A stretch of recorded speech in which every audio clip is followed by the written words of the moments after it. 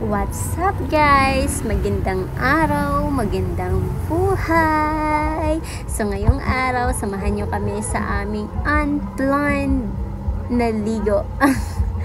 Bakit unplanned? Kasi wala ta sa plano guys. Hindi namin plano na pupunta dito sa Caduhada Spring Resort. Pero eto, nakapunta kami rito.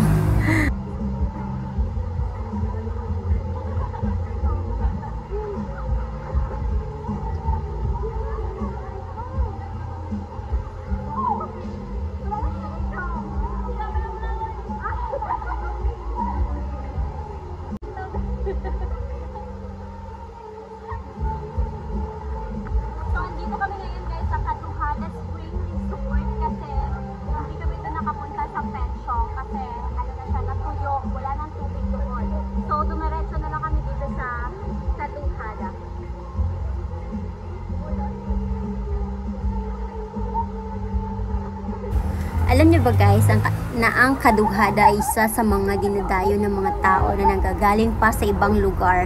Kasi alam niyo ba kung bakit? Ito yung sobrang ganda at sobrang sarap paliguan kasi sobrang fresh ng tubig. At ang tubig talaga ay nanggagaling sa puno ng kahoy at sa mga ilalim ng bato. At alam niyo ba guys, na dito rin kumukuha yung mga tao ng supply ng tubig na kanilang iniinom. Sobrang ganda kasi ng tubig dito guys, parang mineral talaga at saka malamig. Hindi mo na kailangan ilagyan ng yellow para lumamig kasi malamig na siya. Kaya kung ikaw ay hindi pa nakapunta dito or nakaligo dito sa Mambangon Spring Resort, ay highly recommended na mag-try ka dito mag-swimming or mag-swimming kayo dito with your friends and family kasi sigurado hindi kayo magsisisi.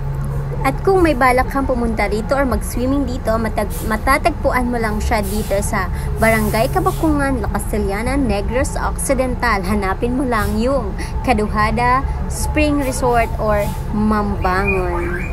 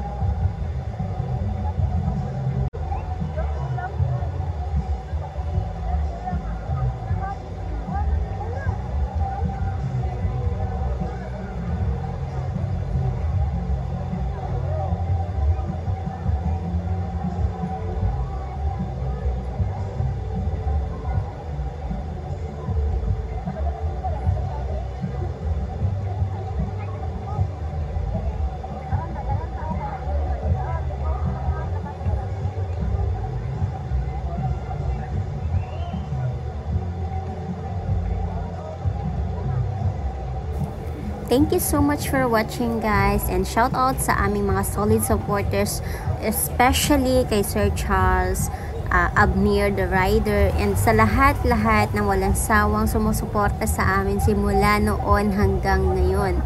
Thank you so much po, and God bless po sa ating lahat.